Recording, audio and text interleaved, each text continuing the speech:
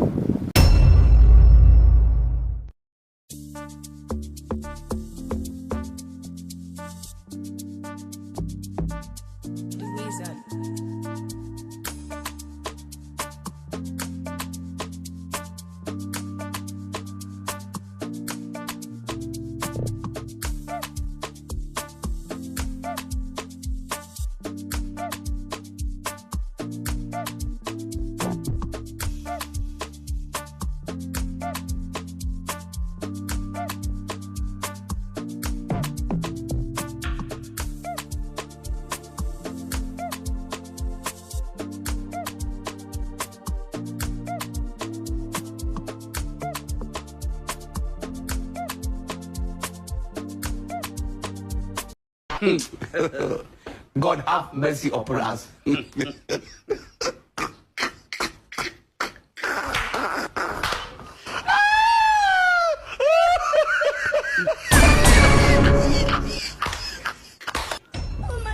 Niko ko mbona uri gusinzira gutyo waraye utariye?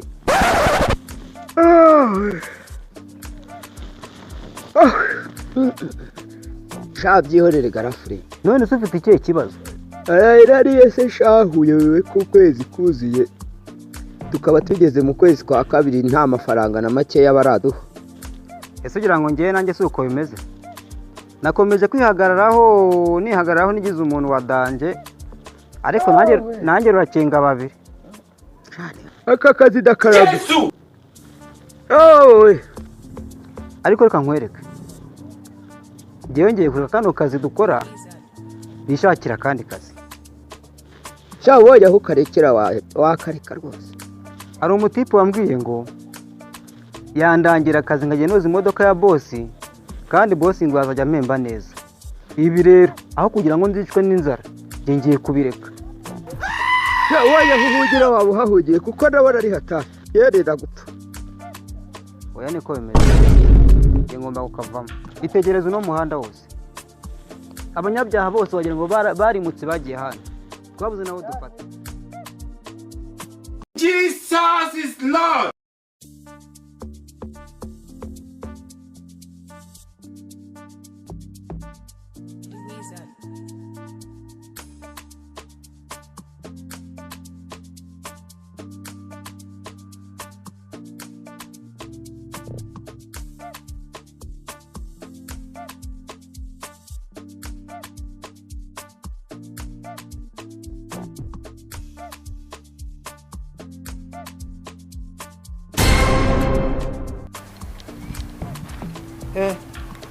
Yo manibwa.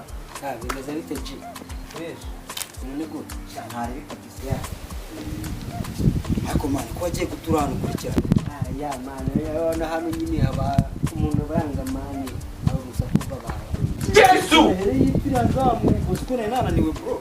Mani na hano nahagira nabonaga mani bitari kuva. Bire duheruka mutukire yipira mu twakaritsi hamwe netaga nitomora nkatamagira ko. Mani hari ukuntu hari anajaga nicomera kotsi kanje amani zikaza ngo ndi kuzibangamira amani.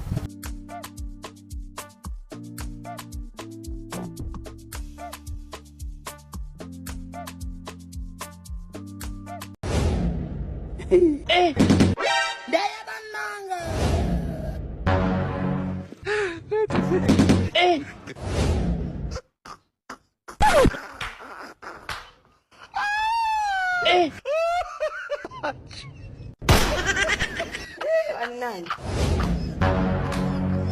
No. Eh.